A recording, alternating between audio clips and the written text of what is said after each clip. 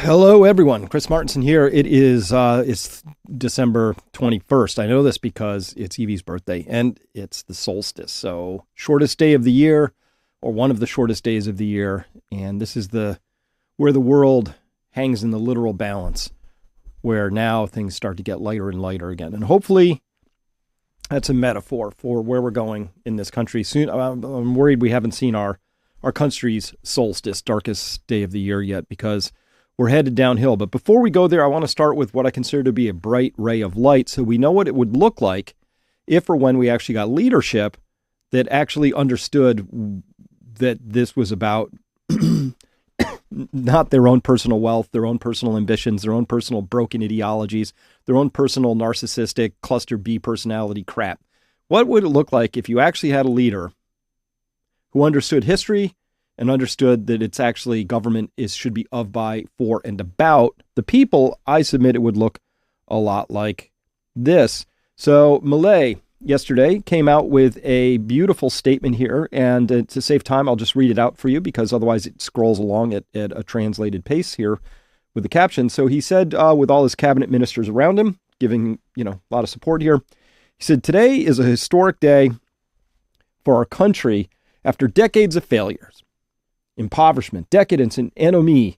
Today, we formally begin the path of reconstruction. Since we assumed office only 8 business days ago, we have been focused on trying to contain the enormous crisis which we inherited. And for that reason, we designed a shock stabilization plan that includes a fiscal adjustment program, an exchange rate policy that would stay true to the exchange rate and the value market, and a monetary policy that includes the healing of the central bank. We are doing our utmost to try to reduce the tragic effects of what may be the worst crisis in our history, a product of decades of governments that have existed with a failed recipe. Because, as we have been saying for months, the problem is not the chef, but the recipe. Those ideas that failed in Argentina are the same ideas that have failed throughout the planet.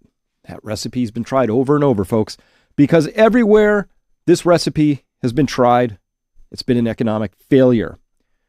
They have been a social failure. They have been a cultural failure. And on top of that, it has cost the lives of millions of human beings. That doctrine that some could call left-wing, socialism, communism, fascism, and that we like to classify more broadly as collectivism, as a form of thought that dilutes the individual in favor of the power of the state, and is collectivism. I love this. And is the basic foundation of the caste model.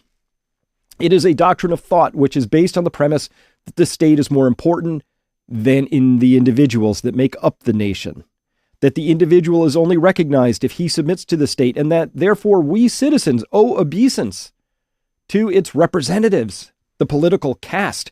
That means that individuals are nothing more than a means to the ends, which consists of the belief that a group of men, politicians, are superior to the rest of the individuals, and therefore they must be them who reign the destinies of his compatriots. A doctrine that starts from the idea that a group of bureaucrats sitting in an office can plan the lives of millions of human beings, considering their desires, capabilities, and preferences and circumstances. It is a doctrine that considers that politicians consequently are omnipresent, omniscient, and omnipotent. This means that, in essence, it is a doctrine that considers that politicians are God. We have come to tell you that politicians are not only not God, but they are the cause of our problems. They are the cause of our problems because for decades they have defended these impoverishing ideas that we talked about while they became increasingly richer. Because in the merciless implementation of these ideas for more than 100 years, which took us little by little, step by step, to the economic hell that we live today, the process has been slow, and on this path we have become accustomed to and even taken as normal state interferences that are the causes. The result is, I think I missed something here, the causes of all our troubles. The result is the country that received the worst inheritance in history. A country with a consolidated deficit of 15% of GDP. Hey, U.S. is halfway there. And where 5% of the deficit is from Treasury and 10% from the central bank. A country that spends so much that it cannot pay even with the highest tax burden in the world. A country without reserves in the central bank and with its credit confidence destroyed. A country that has issued money for 20% of GDP and that to finance that public spending has engaged in unbridled monetary emission. Now faces its worst inflationary crisis in 40 years. A country that was on its way to crashing into an annual inflation of 15,000% and that requires an urgent change of course to avoid disaster. That change begins today. A central aspect of the failure of the last 100 years is the interference that the state has had in the lives of its citizens from this belief that politicians are superior beings that must govern the destinies of each of us. An institutional scaffolding emerges that makes that no one can work, trade, move, be educated without their permission. While in a free society, everything is allowed except what is prohibited. In a collectivist society like Argentina, everything is prohibited except what is allowed by politicians, in clear opposition to the spirit of our liberal constitution that sought to restrict the arbitrary power of the state in the defense of life, liberty, and property of individuals. During the last 100 years, politicians have been busy expanding the power of the state to the detriment of good Argentines. That expansion of the state has been accompanied by the biggest destruction of the wealth of a country ever on record. Our country, which at the beginning of the 20th century was the first world power, over the last 100 years has been in an endless cycle of crises that all have the same root cause: fiscal deficit. Now let me back up here because he's making so many good points here. I just absolutely love this. Let's go to here. A doctrine that starts from the idea that a group of bureaucrats sitting in office can plan the lives of millions of human beings. That's a big problem. So that's what the Federal Reserve is doing here. They are a collectivist organization, a reverse Robin Hood organization. They believe that a few people sitting around a table with a nice dessert trolley on the side and coffee and tea selections can sit down once every 6 weeks and decide what's best for everybody, for all 300 million people. In fact, they have taken it upon themselves to absolutely destroy the household formation prospects of entire generations because they go, you know what? We don't like that house prices are going down. We think that's sad. We think that's sad for our Wall Street people who own these houses now. We think house prices should go up. So we're just going to fiddle and gerrymander interest rates, buying mortgage-backed securities. We're going to do this. We are going to, in our infinite fucking collective wisdom, the central bank is going to sit down and decide to screw over tens of millions of young people who are trying to start households, saddle them with an absolutely unpayable mortgage. Now that serves their banker masters, right? The Federal Reserve doesn't have a dual mandate of low prices, stable prices, and full employment. They don't give a shit about any of that stuff. Let's be clear. The Federal Reserve likes to make sure that the rentier class has an endless stream of income coming from the people who are its slaves. Yes, you heard that right. Debt-based money systems is an advanced, sophisticated form of feudalism, right? Only this time, you're kind of like free-range serfs. You decide where you want to go, but guess what? You can't ever leave the Lord's manor because you are going to always and forever be paying off a 30-year mortgage and or an endless student loan and or an endless series of cars and automobiles that are now 50 grand a pop to get off the lot, etc. And paying it off to who? To people who go like this, clickety-click-click. Here's your loan. Here's your loan for your car, clickety-click. Here's your loan for your house, clickety-click. Now, see how much work I just did there? That's literally how much work it takes. Takes to create debt-based money. So the debt-based money is absolutely a system of control. It goes off the rails anyway because of the exponential function, but it goes off the rails really badly when you have collectivists running the show. Collectivists are the worst. It's a mind disease. It is a virus. We're in the midst of it. And I think Tucker Carlson did a great job. We're going to hear from him in just a minute. But a while ago, somebody asked him, hey, how do you stay so cheerful, in spite of all this? And he said, I pretty much tune the world out. I don't care about what somebody I don't know thinks about me. It just water off a duck's back. I don't care, he said. He said, but I do care what the people closest to me think. So some internet troll, some Twitter troll says, you're the worst human ever, Tucker. We hate you. He's like, doesn't even bother him slightly. But if his wife comes to him and says, hey, you've just done something that's a little questionable, He's like, boy, she has my full attention, right? Because he cares about people in his lives, people with fingerprints and names, as he said. Whereas collectivists care about the people, right? Effective altruism. Oh, I'm going to be altruistic for grand swaths of people. Oh, we need to do these vaccine programs for Africa because we care about the people of Africa. Oh, what will the American people think, right? That's how the collectivists phrase stuff, because what they care about is the people, which means they don't have to care about people at all.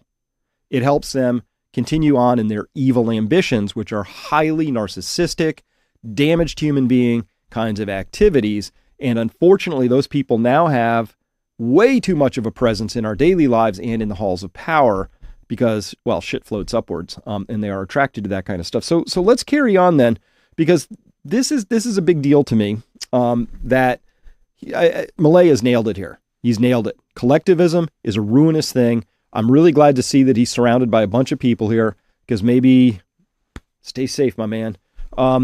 This is going to be a very ambitious program to see if he can undo it. Now, here's the thing. Collectivists are nasty, nasty people.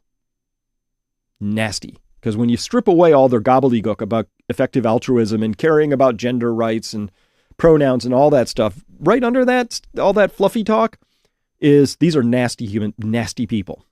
They will shun you, burn you, get you fired from a job. They will do anything they can to destroy your life. These are the people who will ultimately round you up and put you into a camp.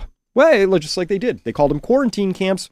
In times past, they would have been called a concentration camp. There's not that much difference legally between the two. It's only a question of what happens once you get there. And of course, we all know that the collectivists would not hesitate to turn a quarantine camp into something more deadly.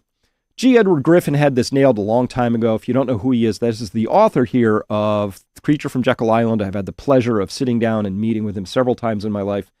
And he was the first that I know about to really talk about collectivism. And he's been talking about this for 40 years. I have to confess, when he first started talking about collectivism, I was kind of like, that seems a little far. Well, I wasn't ready for it. I didn't quite know what he was talking about. But of course, Ed saw it clear as day.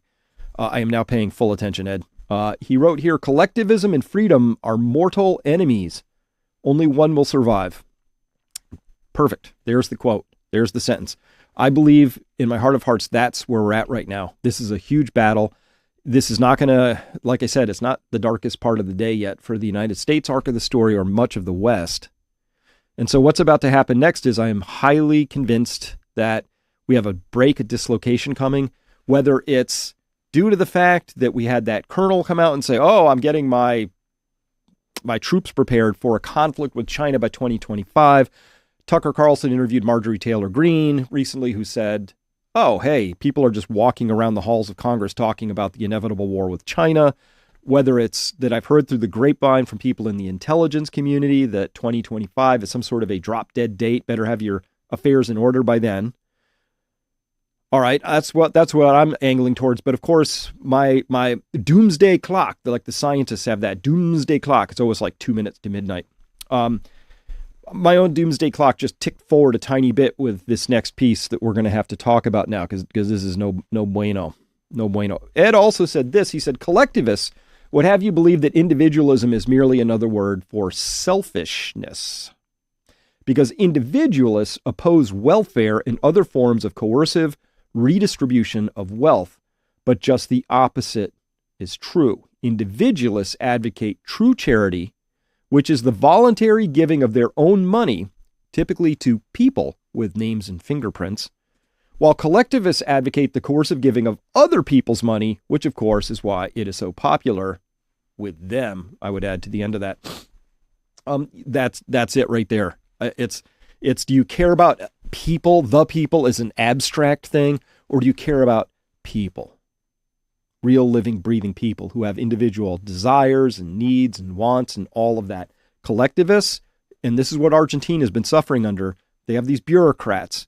These bureaucrats, that is the banality of evil, right? Hannah Arendt taught us that, right? When you say, oh, those evil Germans who committed the Holocaust, when you strip it down, dude and dudettes, they were bureaucrats. They were people sitting across from a desk. Well, there's this law I have to administer, and this law says that we get to Oh, we get to seize this person's property because of their religion. And then we get to, oh, well, there's this train that's scheduled for this time and they're on this list, and on and on and on. It's bureaucrats. There's not a Satan on a throne on these things. Evil lives in the hearts of people. And that evil is now out across the land, and it's out there, and we can see it. We just have to be able to trust our own lying eyes. We can see the evil out there now. I can.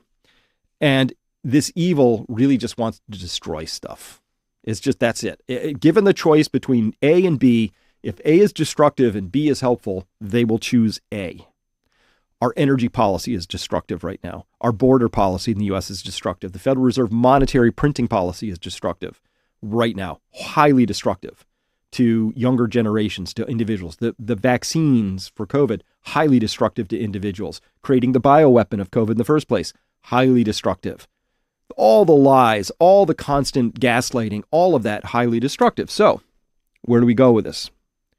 I think it's time to listen in to the great Tucker Carlson. He's talking here now about the recent Colorado decision by their Supreme Court, or we might call them their subprime court, to get their a little more accurate of a phrase or description there, to bar Trump from the statewide ballots because of his insurrectionist ways. Tucker does a great job of this. Let's just listen in.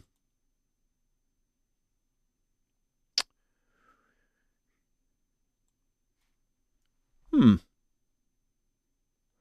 going to have to read it out here. I don't hear it.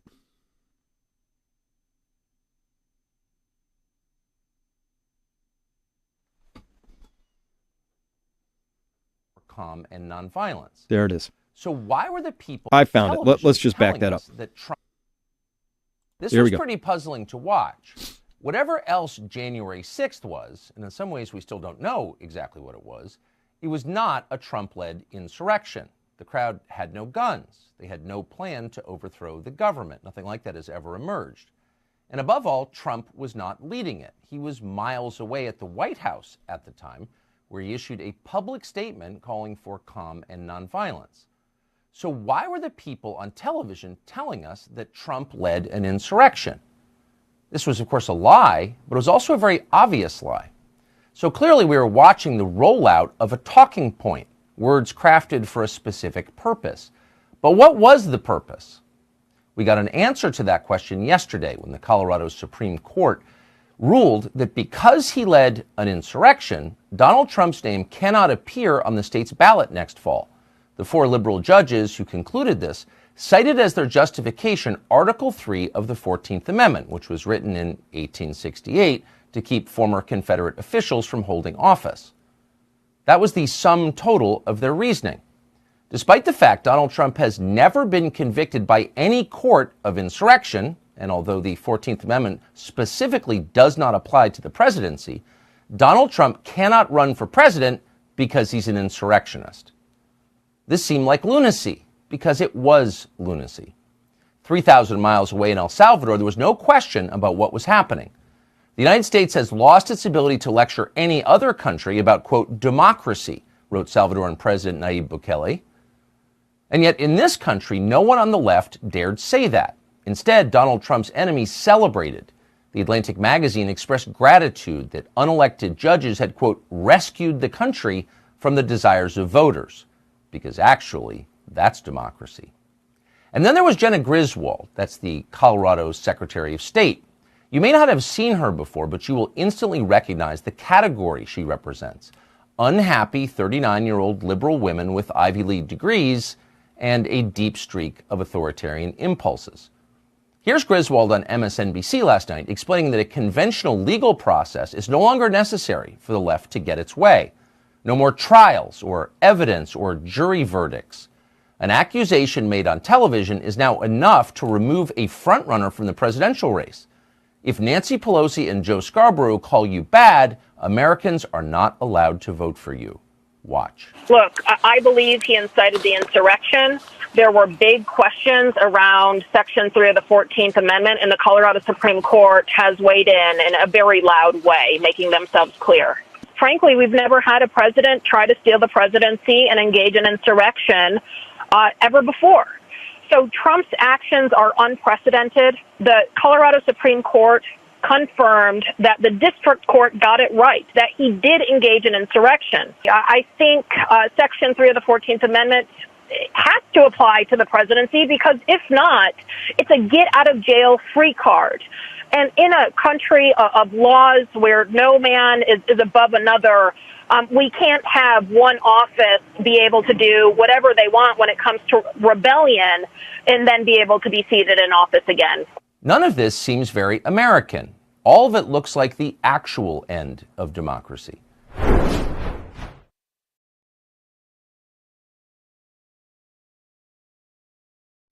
Bring this back up. Ooh, yeah. So first up, well done, Tucker. I just want to focus on this one part he said here. He said, whatever else January 6th was, in some ways, we still don't know exactly what it was not a Trump-led insurrection. It really wasn't, right? There were no guns. We now know that it was shot through with federal agents, that it was engineered in a lot of ways, and that they just called it an insurrection. That's what they did. It's a lie. It's a very obvious lie. But that's what happens when you fall, when democracy dies. So democracy is dead right now in the United States. It is gone. We knew this a while ago with all of the earlier actions, but it's gone. This 2024, that's why I'm moving my doomsday clock up a little bit, another minute to midnight, because I don't see how we get through 2024 without an actual insurrection, meaning people who have decided that their government no longer is of, by, or for them. Now, here's the thing. Here's the number one thing. These people on the left, these collectivists, and there's people on the so-called right who are collectivists, Dan Crenshaw, Mitch McConnell, odious, horrible people, but they truly believe in this ruling caste system, right? The Republicans and the Democrats on either side have never made an issue out of the fact that the voting machines are not just insecure, but provably insecure, and that we've had statistically impossible elections since those electronic voting machines were put in. So we know for a fact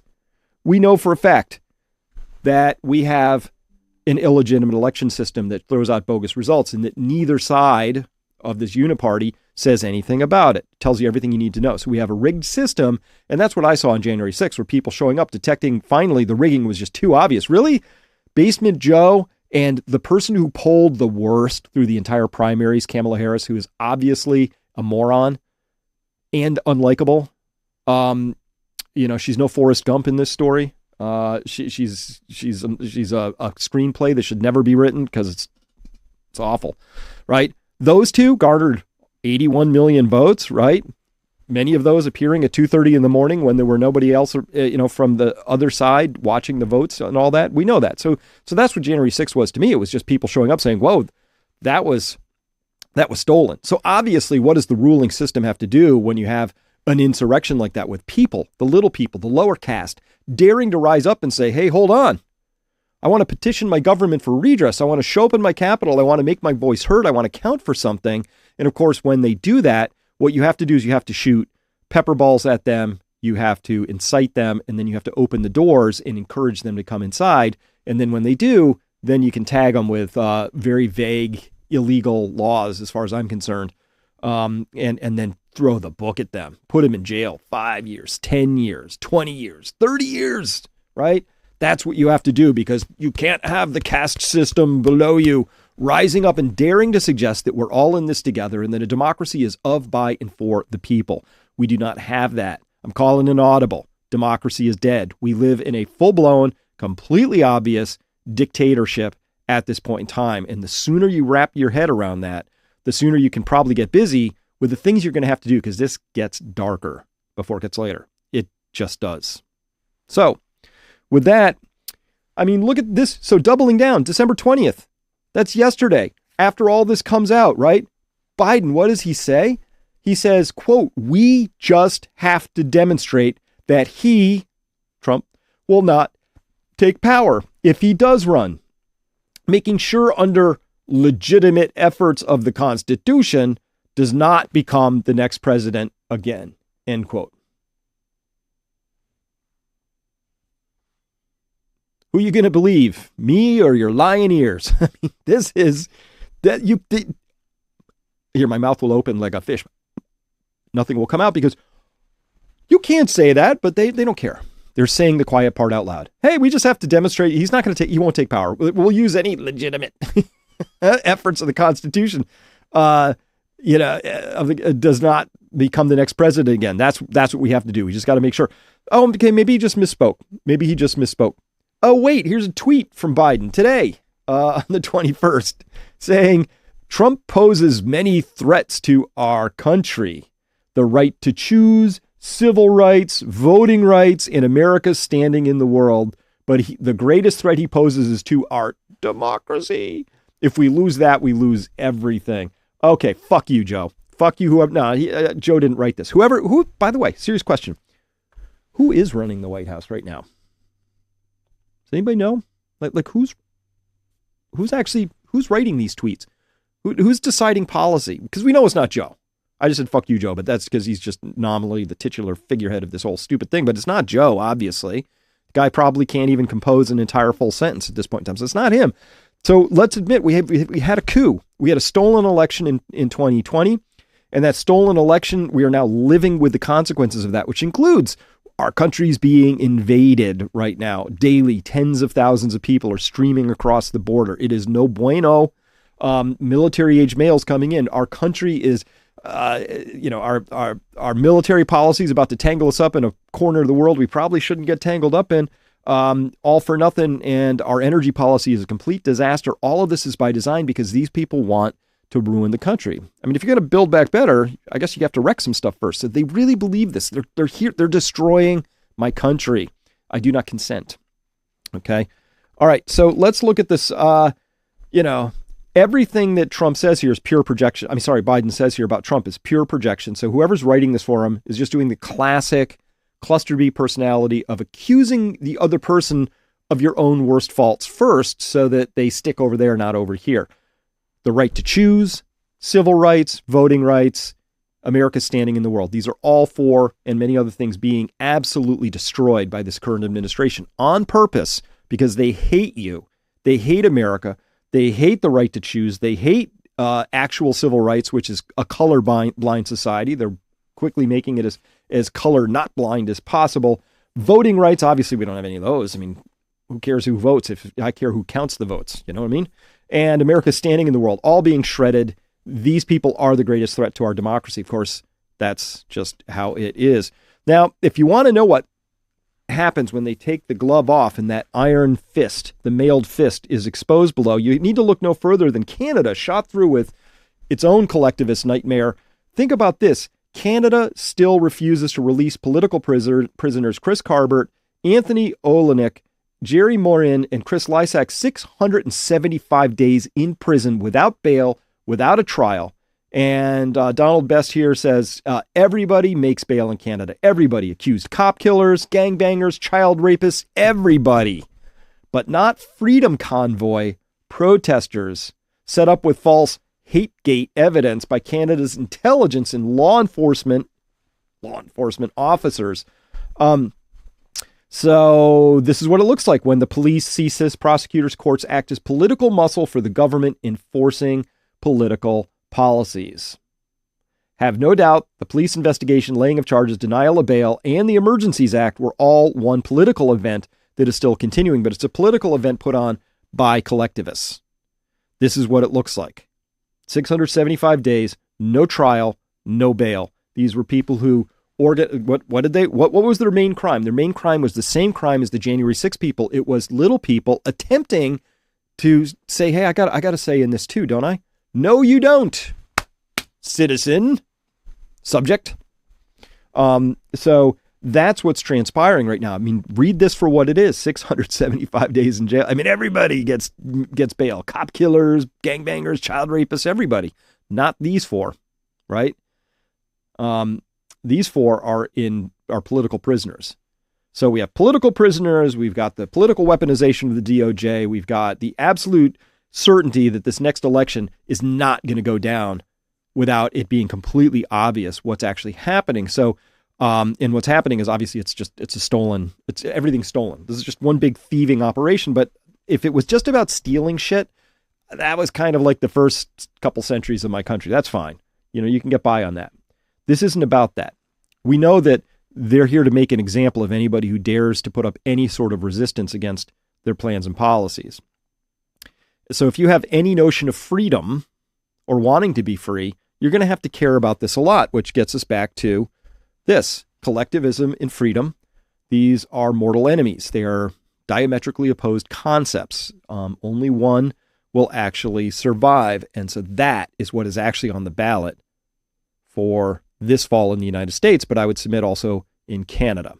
Got some issues going on. And of course, this has been ongoing for a long time. Years of planning behind the Democrats' turn against democracy in public. They're writing here. Remember the Transition Integrity Program? Transition Integrity Program. So it's not about transition or integrity. Probably was a program. And they bragged about this in Time magazine, saying they fortified the election. They did whatever they had to do. Democracy was in peril. Democracy was in such peril that we had to do anything, no matter how illegal, how immoral, how unethical, just to keep Trump out, which is actually a fancy way of saying to keep ourselves in, because that's what they really care about, right? More than anything. These are the awful, awful, awful people. Donna Brazil, you've got obviously a Podesta there. And I don't know who this other lady is, but whatever. I mean, they're just nasty, nasty, horrible, horrible, nasty people. And so when we carry on with this, Matt Gaetz writing here, representative, saying this is insane. Activist judges at the Colorado Supreme Court cited, this is the Supreme Court, cited in their majority opinion that President Trump's idea to deploy our military against the nationwide riots in 2020 is proof of an insurrection. What? The radical left, they burned down cities, they killed civilians, right? The mostly peaceful protests, remember, they were burnt, they were destroying, looting, violent crimes, assaults, murders. And they wrote here, President Trump threatened to deploy the military to Minneapolis to shoot looters amid protests over the police killing of George Floyd. There's your, there. And that he told the Proud Boys to stand back and stand by. I mean, that's stand back, stand by, like stand off, just like don't do anything like that. He told them don't come here. And so, but they're saying, oh, the stand by means get ready or something. I mean, this is wild, wild projection. So who's actually behind this, right? This is actually a fascinating story. You'll love this one. So of course, the Biden administration is linked to the Trump ballot ban in Colorado. Here on Zero Hedge, while many are focusing on the Ivy League Democrats on Colorado Supreme Court who voted to kick Donald Trump off the 2024 primary ballot, the underlying case itself has a direct link to the Biden administration? No, come on. Really? The Colorado case against Trump was brought by Citizens for Responsibility and Ethics in Washington, CREW, which means obviously, using our handy decoder ring, they stand for the exact opposite of all of that, right? These are citizens against responsibility and against ethics in Washington and probably everywhere. Headed by President and CEO Noah Bookbinder. There it is, the banality right there. That's banality, just staring back at you with a little smirky grin. Bookbinder, Noah Bookbinder, who sits on Biden's administration's Department of Homeland Security Advisory Council. What? Bookbinder is a former trial attorney for the DOJ, Public Integrity Section, and former chief counsel for the Criminal Justice for the Senate Judiciary Committee. What? This guy's a Washington, D.C. swamp rat operative. This is the guy who brought the suit, right? He repeatedly donated to former President Barack Obama's reelection campaign. During his tenure with the Senate, Federal Election Commission records show the DHS appointed Bookbinder and 32 other new members to HSAC in March of 22, ahead of the council's first meeting under Secretary Mayorkas. Oh, so it's a council that meets directly under a secretary of DHS who reports directly to, that would be Biden. You can't make this stuff up. This is full-on Banana Republic stuff. I just need you to be aware of what this actually is and what it means. This is astonishing. Oh, hold on a second. This gets even crazier because somebody dug up the 990 tax filings and found out that Noah Bookbinder here, let me see if I can get my drawing tool out, little highlighter. Look at this. Noah Bookbinder at 455 Massachusetts Ave Northwest is part of the CREW, Citizens for Responsibility and Ethics in Washington. That's funny because you know who else has that same address listed? This would be this Angelo Carlson of Media Matters. Media Matters, of course, is that, yeah, you can't even make this stuff up, right? This is the ultra-partisan hack think tanky, whatever you call that thing, which, by the way, the head of Media Matters was dating who? James Alefantis, who was who? Oh, that's right, the owner of Comet Ping Pong, that infamous top 50 most influential places, which is a shitty little pizza joint in a strip mall, right? Right outside of Washington, D.C., right? That's how this game is played. When we're looking at these people who are involved in this, it is really gross. They are an interlocking club with a whole lot of like pedophile adjacent sort of connections and activities that go way beyond anything. Like, I know nobody personally who went to Epstein Island. I don't know anybody personally who's been arrested multiple times on child porn charges. I don't know. None of my friends have gone out, and committed any of these sorts of things. But you run in this crew, and I'm going to say these sorts of things show up a lot when you do these sorts of things. By the way, waiting with bated breath for the release of the 177 names on Epstein's client list. If it is not shot through with what we'll call the collectivist uniparty types, I'll be shocked. Be interesting to see who's on there. Carrying on, but this is just bizarre, this insanity right here. And I think Glenn Greenwald, did a nice summary again. Trump's first indictment was from a liberal Manhattan prosecutor. His other state cases from a Dem party machine in Atlanta. His 2 federal cases are under the Biden DOJ, and now a Colorado court full of Dems just banned him from the ballot. Again, playing with fire. That's what's happening here. So I want you to be ready for this, that this whole idea that this whole thing could sort of break apart very quickly, that something could, the bowling ball could clunk down a couple stairs at once in this next downturn that's going to happen, knowing that the Federal Reserve is panicking, jacking the markets up as much as it can, knowing that there's just tensions everywhere. And then all of this, the idea that the United States is going to have its democracy violently stolen from it in one final cataclysm, and then that's the end of it, I don't think so. Right? The collectivists want that, of course, because collectivism and freedom are mortal enemies. And there are a lot of people waking up to this and deciding that freedom is actually one of those hill to die on kinds of things. It's one of those you lose it, you never get it back kinds of things. That the destruction, grossness, moral insufficiency, if not immoral, completely evil actions of these collectivists are now laid bare.